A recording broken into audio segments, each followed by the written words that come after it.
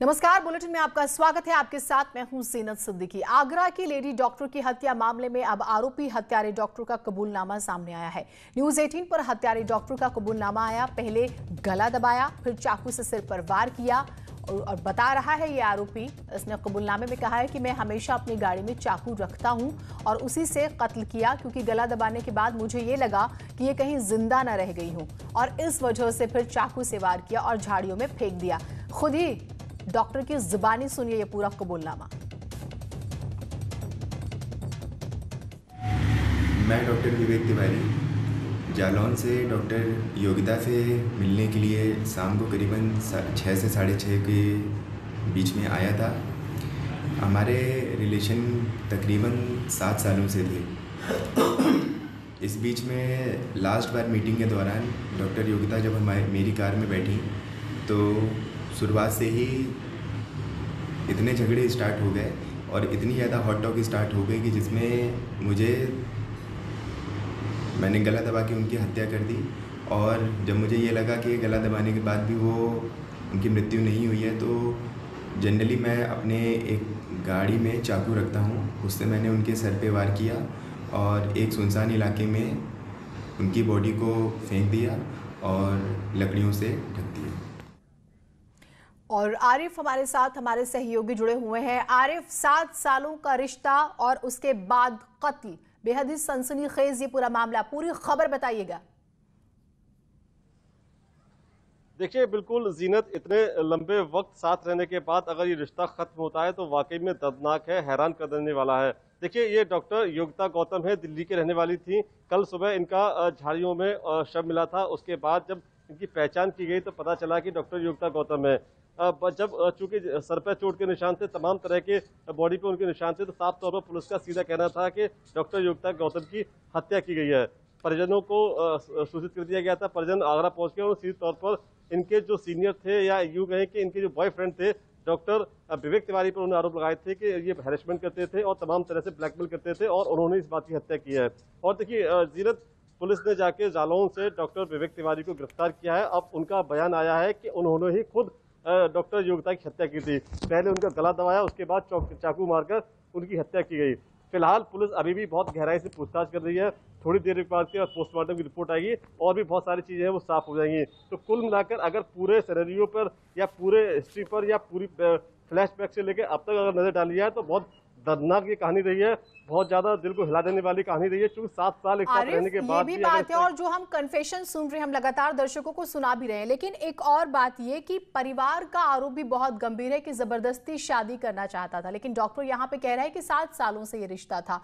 ये भी एक पहलू है इन्वेस्टिगेशन का। इस पर कुछ और जानकारी आई है क्या? परिवार के आरोपों का परिवार के पास क्या आधार है? देखिए जीनत, इस मामले में पुलिस थोड़ी देर बाद प्रेस वार्ता करेगी, तब जाके एक एक पहलू को सामने लाएगी कि 7 साल से लगातार रह रहे थे, क्या इस बीच बहुत आराम से रह रहे थे और दोनों के रिश्ते क्या बिल्कुल ठीक थे, या अभी 1-2 दिन में या 1-2 महीने में ही रिश्ते खराब हुए हैं, या कोई और मामला है। अगर परिजनों का आरोप है कि ब्लैकमेल करता था, जबरदस्ती शादी करना चाहता था, वाकई में गंभीर आरोप है। लेकिन जब तक पुलिस का आधिकारिक रूप से बयान सामने नहीं आएगा तब तक सारी बातें स्पष्ट नहीं होंगी। लेकिन गंभीर सवाल ये है कि डॉक्टर की हत्या हुई है और उसके साथी ने हत्या की है, और इसको लेकर पुलिस तमाम तरह की इन्वेस्टिगेशन कर रही है। अलग अलग जगह से लोकेशन भी ट्रैक कर रही है, चूंकि डॉक्टर जो पकड़े गए हैं विवेक तिवारी, उनकी लोकेशन जिस वक्त जहां हत्या हुई है वहां उनकी लोकेशन मिली थी और उसी लोकेशन के आधार पर डॉक्टर विवेक तिवारी की गिरफ्तारी हुई है। तो अभी थोड़ी देर बाद जीनत पुलिस इसमें प्रेस वार्ता करेगी तो एक एक चीज की बात साफ करेगी कि आखिर हत्या की वजह क्या रही, क्या वाकई ब्लैकमेल किया जाता रहा या वजह कोई और है। तो अभी थोड़ी देर बाद बिल्कुल प्रेस कॉन्फ्रेंस का आप जिक्र कर रहे हैं और कॉल डिटेल्स भी उतना ही महत्वपूर्ण रोल निभाएंगे। साथ ही साथ आजकल व्हाट्सएप चैट्स जो है वो एक बहुत बड़ा रोल निभा रहे हैं, तो उसका भी इंतजार होगा। तकरीबन कब तक प्रेस कॉन्फ्रेंस शुरू होगी, क्योंकि इसमें बहुत सारी अलग अलग थ्योरीज भी आ रही हैं। और एक और चीज बताइएगा कि जो कन्फेशन करने वाला डॉक्टर है, क्या उसके परिवार का कोई स्टेटमेंट आया? वो लड़की को जानते थे क्या पहले से? जी बिल्कुल, जो डॉक्टर योगिता गौतम है उनके परिवार का साफ कहना यह है कि बहुत लंबे वक्त से इन दोनों का आना जाना था, एक दूसरे को जानते थे। चूंकि डॉक्टर हरित जो विवेक तिवारी हैं वो सीनियर थे, तो निश्चित तौर पर लगातार लंबे वक्त से इनका आपस में मेल जोल रहा होगा, आना जाना रहा होगा। फिलहाल करीब 11 बजे के आसपास इस मामले में प्रेस वार्ता होगी, तब जाकर जो पर्दा है, आखिर वजह क्या है। देखिए, डॉक्टर विवेक तिवारी ने कबूलनामा जरूर किया है कि उन्होंने हत्या की है, लेकिन हत्या की वजह अभी भी ठीक से सामने नहीं आ रही है। जब तक हत्या की वजह सामने नहीं आएगी तब तक पता नहीं चलेगा कि आखिर हत्या क्यों हुई। तो अभी थोड़ा सा इंतजार करना पड़ेगा, एक एक चीज की बात सामने आएगी, क्योंकि पुलिस ही बताएगी हत्या क्यों हुई। और देखिए, जब प्रेस वार्ता होगी तो डॉक्टर विवेक तिवारी को भी मीडिया के सामने बुलाया जाएगा, तब वो बताएंगे कि उन्होंने इस तरह से बेरहमी से डॉक्टर योगिता गौतम की हत्या क्यों की। ठीक, आप हमारे साथ रहिए। एक बार फिर से जो है कबूलनामा सुना देते हैं दर्शकों को। मैं डॉक्टर विवेक तिवारी जालौन से डॉक्टर योगिता से मिलने के लिए शाम को करीबन 6 से 6:30 के बीच में आया था। हमारे रिलेशन तकरीबन 7 सालों से थे। इस बीच में लास्ट बार मीटिंग के दौरान डॉक्टर योगिता जब मेरी कार में बैठी तो शुरुआत से ही इतने झगड़े स्टार्ट हो गए और इतनी ज़्यादा हॉट टॉक स्टार्ट हो गई कि जिसमें मैंने गला दबा के उनकी हत्या कर दी। और जब मुझे ये लगा कि गला दबाने के बाद भी वो उनकी मृत्यु नहीं हुई है, तो जनरली मैं अपने एक गाड़ी में चाकू रखता हूँ, उससे मैंने उनके सर पे वार किया और एक सुनसान इलाके में उनकी बॉडी को फेंक दिया और लकड़ियों से ढक दिया। तो आपने ये कबूलनामा भी सुना। एक और बड़ी खबर जिससे आपको रूबरू करा दे। आगरा में यात्रियों से भरी बस को हाईजैक करने वाले मास्टरमाइंड प्रदीप गुप्ता की गुरुवार सुबह पुलिस से मुठभेड़ होती है और जानकारी के मुताबिक प्रदीप गुप्ता को गोली लगी है। पहले पुलिस रुकने का इशारा करती है, वो अपने दोस्त के साथ जो है भागने की कोशिश करता है, लेकिन वो पुलिस पर फायर कर देता है। जवाबी फायरिंग में उसके पैर में गोली लगती है। हालांकि उसका दोस्त वहां से फरार हो गया, जिसकी तलाश की जा रही है। थाना फतेहाबाद इलाके में चेकिंग के दौरान ये मुठभेड़ हुई है। बाइक से भाग रहे प्रदीप गुप्ता को पुलिस ने रोकने की कोशिश की, लेकिन उसने रुकने की बजाय गोली चला दी। फिलहाल उसका इलाज चल रहा है।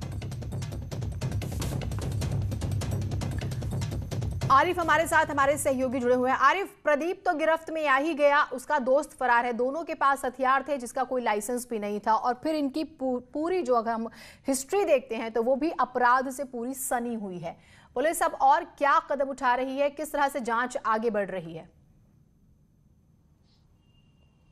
देखिए जीनत, जो अब आरोपी पकड़ा गया है प्रदीप गुप्ता, उससे पुलिस अब पूछताछ कर रही है। क्योंकि पैर में गोली लगी थी, उसका ट्रीटमेंट कर दिया गया है, दवा उसको दे दी गई है। तो अब आकर पुलिस उससे लगातार पूछताछ कर रही है कि कल जो 4 लोगों ने बस को हाईजैक किया था वो लोग कौन थे। अब चूंकि पुलिस के लिए सबसे बड़ा चैलेंज है वो 4 लोग जिन्होंने बस को हाईजैक किया था, अब पुलिस उनकी तलाश कर रही है। अब इसको पूरी जो चाबी है अब प्रदीप गुप्ता के हाथ में है, वही बताएगा कि आखिर वो 4 लोग कौन थे। एक एक करके नाम बताएगा, उनका एड्रेस बताएगा। अब पुलिस उनकी तरफ जाएगी और निश्चित तौर पर देखिए, मेरी थोड़ी देर पहले एसएसपी आगरा से बात हुई तो उनका कहना यह है कि आज शाम तक बड़ा अपडेट होगा और इसमें बड़ी तादाद में लोगों की गिरफ्तारियां होंगी। क्योंकि देखिए 4 लोग तो जरूर इसमें हाईजैक करने वाले थे, लेकिन इसके पीछे तमाम तरह के लोग और भी शामिल थे। देखिए, जिसकी गाड़ी गई थी वो शख्स अलग था, जिसके दोस्त इसमें शामिल थे वो भी इसमें, कई लोग इसमें शामिल हैं। तो कुल मिलाकर एक बड़ी चैन है। लेकिन जो 4 आरोपी हैं मुख्य, जिन्होंने बस को हाईजैक किया था, उनकी तलाश में पुलिस अब लगातार जुटी है। क्योंकि उनके एड्रेस और उनके नाम पते जरूर मिल गए हैं और थोड़ी ही देर बाद या शाम तक जरूर कोई ना कोई बड़ी गिरफ्तारी होने की उम्मीद जताई जा रही है। जी जीनत। ठीक, तो शाम तक बड़ी गिरफ्तारी का भी जिक्र हो रहा है, क्योंकि कई लोग इसमें शामिल भी बताए जा रहे हैं। बहुत शुक्रिया आरिफ आपका तमाम जानकारियों के लिए। तो ये बड़ी खबर, आगरा की 2 ऐसी खबरें जिस पर आज लगातार अपडेट्स हम आपको दे रहे हैं। और ये वो जगह है जहां पर मुठभेड़ हुई। आप उसकी जो गाड़ी है उसको भी गिरा हुआ देखते हैं। उसका दोस्त फरार है, जिसे तलाश कर रही है पुलिस।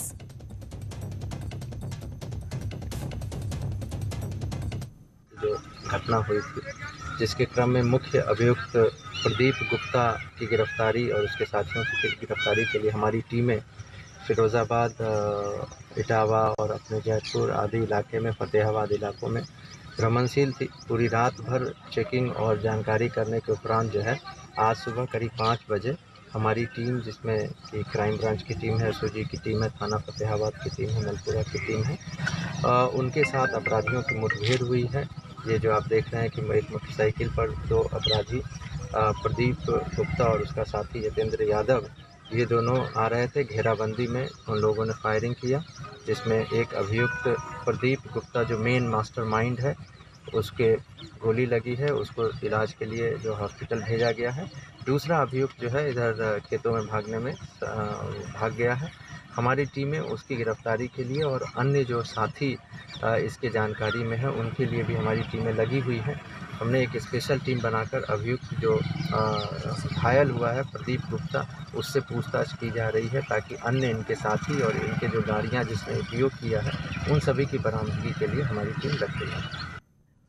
विधानसभा का मानसून सत्र आज से शुरू हो रहा है। ये सत्र 3 दिन तक चलेगा। सत्र के पहले दिन दिवंगत नेताओं को श्रद्धांजलि के बाद कार्यवाही स्थगित कर दी जाएगी। कोरोना की वजह से इस बार सदन में सिटिंग व्यवस्था भी बदली गई है। साथ ही 65 साल से कम उम्र के विधायकों को ही सदन में प्रवेश दिया जाएगा। सदन में कार्यवाही के दौरान सरकार 1 दर्जन से ज्यादा विधेयकों को पास कराएगी। रिपोर्ट देखिए आप। यूपी विधानसभा का सत्र 20 अगस्त से शुरू होने जा रहा है। विधानसभा अध्यक्ष हृदय नारायण दीक्षित ने कहा है कि सत्र की सभी तैयारियां पूरी कर ली गई हैं। विधानसभा अध्यक्ष ने कहा कि सदन में करीब 600 कर्मचारी हैं, सभी का कोविड टेस्ट करा लिया गया है। कोविड के कारण ये सत्र बेहद संवेदनशील हो गया है, इसलिए हमने सभी माननीय सदस्यों की जांच के लिए भी उनके विधायक निवास के पास जांच की व्यवस्था की है। विधानसभा अध्यक्ष के मुताबिक सोशल डिस्टेंसिंग के नियमों का पालन करने के लिए विधायकों की सीट के बीच 1 सीट का गैप रहेगा। इस वजह से लॉबी एरिया और दर्शक दीर्घा का भी इस्तेमाल किया जाएगा। नियमों के मुताबिक 6 महीने के भीतर सत्र बुलाना जरूरी होता है, इसलिए 3 दिन का ये सत्र बुलाया जा रहा है। और इसी खबर पर रंजना जी हमारे साथ हमारे सहयोगी जुड़े हुए हैं। रंजना जी, 3 दिन का सत्र है, लेकिन ये मान के चला जाए कि आज बहुत ज्यादा काम की संभावना नहीं है, बताइएगा आप ही। देखिए जीनत, 3 दिन का सत्र, क्योंकि 6 महीने में सत्र बुलाना जरूरी होता है, जैसे कि स्पीकर ने कहा। और सबसे खास बात इसमें रहेगी कि जो कोरोना काल में जो विधेयक थे, जो अध्यादेश थे लाए गए थे, जैसे विधान सभा और परिषद के जो सदस्य हैं उनके वेतन में कटौती जो थी वो मामला हो गया, उसके लिए अध्यादेश लाया गया था। जो निधि ले सरकार ने विधायकों ने दिया, उसका अध्यादेश लाया गया था। तो इस तरह से जो 16 ऐसे महत्वपूर्ण जो विधेयक हैं वो इस सत्र में पास होंगे, और इसीलिए जरूरी था इस सत्र को लाना, क्योंकि 6 महीने का टाइम बीत जाता तो फिर ये चीजें होने में, क्योंकि परंपरागत एक चीजें चलते रहती हैं सदन की। दूसरी बात की जो कोरोना काल के चलते जो अरेंजमेंट है वो भी बिल्कुल अलग तरह का किया गया है। संवेदनशील है इस बार का सत्र, जैसा कि अध्यक्ष ने कहा। और जो विपक्ष है जीनत, वो भी अपनी तैयारी किए हुए है लॉ एंड ऑर्डर के मुद्दे पे, किसानों के मुद्दे पे, और साथ ही साथ जो ब्राह्मण पॉलिटिक्स आजकल चल रही है उसको लेकर के बीजेपी के ही एक विधायक ने सवाल पूछने की तैयारी की है, अपना सवाल लगाया है सदन में कि कितने ब्राह्मणों की हत्याएं हुई, कितने ब्राह्मणों को शस्त्र दिया गया। तो इस तरह से जो चीजें हैं उसको लेकर के सदन में हंगामेदार होने के आसार हैं। आज की अगर हम बात करें तो आज के शोक प्रस्ताव लाया जाएगा। 11 बजे से सदन की शुरुआत होगी और उस पे आज शोक प्रस्ताव आएगा। शोक प्रस्ताव पे चर्चा होगी, क्योंकि जो माननीय हैं चेतन चौहान हो गए, कमल रानी वरुण हो गई, पारसनाथ यादव हो गए, ऐसे लोग दिवंगत हो चुके हैं। तो उनके लिए सबसे पहले शोक प्रस्ताव आएगा जिसपे लोग शोक व्यक्त करेंगे। और आज उसके बाद आज के दिन में कुछ खास नहीं रहेगा। कल जो है बाकी अध्यादेश होंगे, तो सत्र हंगामेदार होने के आसार हैं। सदन की जब 11 बजे से पहले ये माना जा रहा है कि चौधरी चरण सिंह की जो मूर्ति है यहाँ पे विधानसभा के सामने, उसके सामने विपक्ष के लोग आकर हंगामा कर सकते हैं कानून व्यवस्था और दूसरे मुद्दों पे। ठीक, बहुत शुक्रिया आपका तमाम जानकारियों के लिए। तो विपक्ष अपनी तैयारियों के साथ बिल्कुल तैयार है कानून व्यवस्था के मुद्दे पर। ब्रेक के बाद स्वागत है आप सभी का। दिल्ली एनसीआर में झमाझम बारिश हुई। लगातार हो रही बारिश ने लोगों की मुसीबत बढ़ा दी। बारिश के बाद तो गाजियाबाद में जगह जगह जलभराव हो गया। वाहन चालकों को भारी दिक्कतें हुई। बारिश से सड़कों पर जलभराव की बात करें तो इसने निगम के दावों की पोल खोल दी। बारिश से गौशाला अंडरपास पूरी तरह से पानी में डूबा नजर आया। यहां से गुजरने वाले लोगों को बहुत परेशानियां हो रही हैं।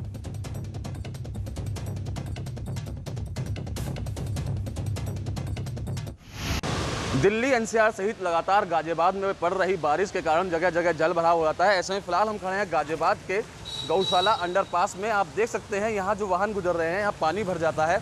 उसकी जो वजह है वो यही है, यहाँ जो इसका ड्रेनेज सिस्टम लगाया गया है इसकी सफाई नहीं की जाती। अगर मैं दिखाना चाहूँगा आपको, आप देखेंगे तो यहाँ अभी भी कूड़ा भरा हुआ है। ऐसे में जो पानी की निकासी है वो निकासी यहाँ नहीं हो पाती है, जिसके कारण यहाँ पर जल भराव हो जाता है। अगर कल की हम बात करें, कल यहाँ इतना पानी भर गया था कि ये स्विमिंग पूल की तरह नज़र आ रहा था। आप साफ तौर पे देख सकते हैं कि यहाँ ये अभी भी ड्रेनेज सिस्टम जो है वो भरा हुआ है। और ऊपर जहाँ तक ये निशान आपको नज़र आ रहा है, ये मार्क जहाँ तक आ रहा है, कल यहाँ तक यहाँ पर पानी भरा हुआ था। वजह सिर्फ यही है कि कागज़ों में नगर निगम द्वारा सफाई की जाती है। बरसात से पहले करोड़ों के टेंडर पास किए जाते हैं, लेकिन वो सारी चीज़ें, तमाम चीज़ें सिर्फ कागजों में रह जाती हैं और जो करोड़ों रुपए होता है उसका एक बड़ा खेल नगर निगम द्वारा किया जाता है, जिसका खामियाजा आम जनता को भुगतना पड़ता है। कैमरा पर्सन शिवम के साथ अमित राणा, न्यूज़ 18 उत्तर प्रदेश। और अमित राणा हमारे साथ, हमारे सहयोगी जुड़े हुए हैं। अमित, हमने कल की बारिश के बाद की तस्वीरें भी देखी, सीवर, नालियां सब ओवरफ्लो, बहते हुए नजर आए, गंदगी, और उसके बाद जिस तरह से बारिश और होती है, हमें कहें कि 2-3 दिन, तो सब कुछ जो है और ज्यादा खराब हो जाएगा। आप हमें ग्राउंड की रियलिटी और बताइएगा। जीनत, आपको बताना चाहूंगा, जैसे ही बरसात का मौसम होता है गाजियाबाद में आपको यही हाल देखने को मिलेंगे। जो अभी तस्वीरें दिखाई गई थी उसमें भी देख सकते थे किस तरीके से वहां जलभराव था। फिलहाल मैं गाजियाबाद की पॉश कॉलोनी में खड़ा हुआ हूं, अशोक नगर में, और आप देख सकते हैं घर के बाहर जो गाड़ियां खड़ी हैं उनमें अभी भी यहाँ उनके जो टायर हैं वो डूबे हुए हैं। पानी जो है उनकी निकासी यहाँ पर नहीं है। हालांकि नगर निगम द्वारा हर बार ये दावे किए जाते हैं कि बरसात शुरू होने से पहले ही तमाम नालों की सफाई कर दी जाती है, सीवर की सफाई कर दी जाती है, लेकिन एक बड़ा खेल इस दौरान किया जाता है कि ये तमाम जो कार्रवाई की बात की जाती है नगर निगम द्वारा, ये सिर्फ कागजी कार्रवाई होती है जिसका खामियाजा आम जनता को भुगतना पड़ता है। वहीं दूसरी ओर जब नगर निगम इस बात को बेहतर तरीके से जानता है कि बारिश का मौसम आने वाला है, तो क्यों नहीं पहले से ही तैयारी की जाती है ताकि इस तरह के हालात ना बने। कमोवेश ये हालात पूरे गाजियाबाद में आपको देखने को मिल जाएंगे कि जहां भी आपकी नजर जाएगी, चाहे वो सड़कें हो, चाहे वो पार्क हो, चाहे वो नाले हो, चाहे वो कोई भी अंडरपास हो, वहां आपको लबालब पानी भरा हुआ मिल जाएगा, जिसका खामियाजा आम जनता को ही भुगतना पड़ता है। जीनत, बिल्कुल अमित, बहुत शुक्रिया आपका तमाम जानकारियों के लिए। तो एक बारिश और जो है वो सब कुछ सामने लाकर, देखिए तस्वीरें हम आपको दिखा रहे हैं। आप कोई भी नाला देख लीजिए, नालियां देख लीजिए, सीवर देख लीजिए, अंडरपास देख लीजिए, तमाम जगहों पे आपको सिर्फ पानी ही पानी नजर आएगा। और तस्वीरें जो है बता रही हैं कि किस तरह से गंदगी का अंबार है, ड्रेनेज व्यवस्था किस तरह से फ्लॉप है, और उसके बाद हम कोरोना से वैसे ही परेशान और बीमारियां कितनी बढ़ेंगी वो भी।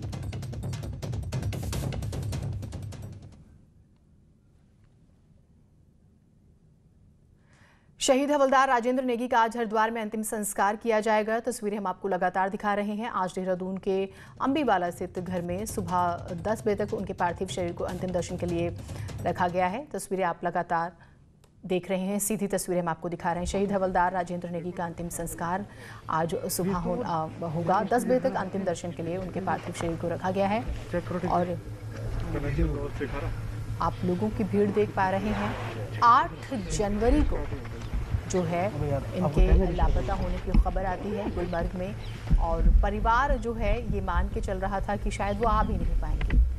हालांकि उन्होंने ये भी नहीं सोचा हुआ कि जिस तरह से आएंगे वैसे आएंगे। तो खबर आती है 15 तारीख को, 15 अगस्त को, कि वो अब हमारे बीच नहीं रहे हैं। और उसके बाद उनका पार्थिव शरीर कल देर रात पहुंचता है और 10 बजे सुबह 10 बजे तक बाकी लोगों के अंतिम दर्शन के लिए रखा गया है। और जो है अंतिम संस्कार उनका किया जाएगा। परिवार पिछले 7.5 महीनों से इंतज़ार कर रहा था, किसी तरह से उनकी खबर आए, कहीं से कुछ तो मालूम चले। लेकिन अब क्योंकि वो हमारे बीच नहीं रहे, अब से कुछ देर बाद उनका अंतिम संस्कार किया जाएगा। तस्वीरें हम आपको लगातार दिखा रहे हैं देहरादून से लाइव। हमारे सहयोगी भी वहाँ पर मौजूद हैं।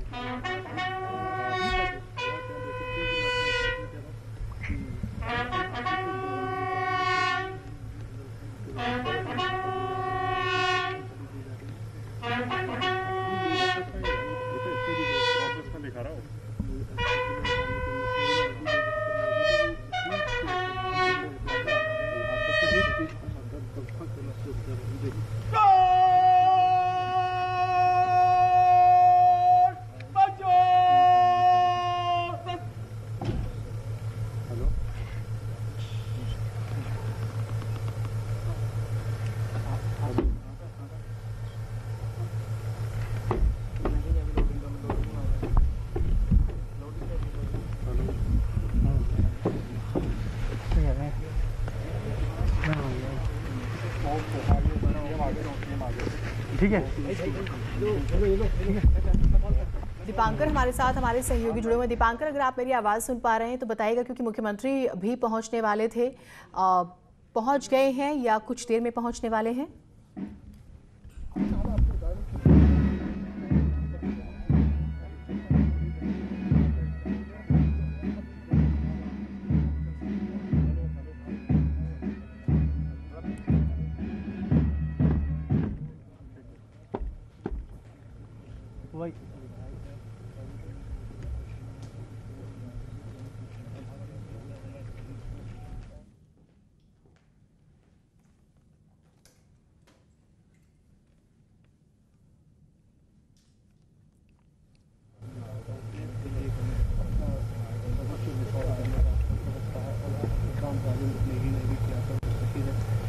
तो आप तस्वीरें देख रहे हैं, मुख्यमंत्री ने जो है शहीद राजेंद्र नेगी को श्रद्धांजलि दी। राजेंद्र नेगी, हवलदार राजेंद्र नेगी का हम जिक्र कर रहे हैं, सेना की 11 गढ़वाल राइफल्स में तैनात थे, बारामूला के गुलमर्ग इलाके में वो तैनात थे और 8 जनवरी को ड्यूटी के दौरान एवलॉन्च आने से वो फिसल कर पाकिस्तान की सीमा की तरफ गिर गए थे और काफ़ी दिनों तक रेस्क्यू किया लेकिन उनका पता नहीं चल पाया।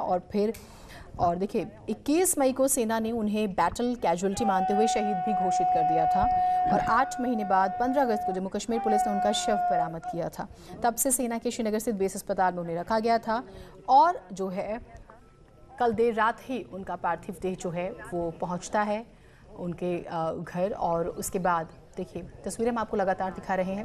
मुख्यमंत्री, जैसा कि हम शुरुआत से जानकारी दे रहे थे आपको कि पहुंचेंगे श्रद्धांजलि देने के लिए, वो पहुंचे, उन्होंने श्रद्धांजलि जो है शहीद को दी और 10 बजे तक का वक्त है अंतिम दर्शन का। उसके बाद हरिद्वार में उनका अंतिम संस्कार जो है वो किया जाएगा। फिलहाल इस बुलेटिन में इतना ही। नमस्कार।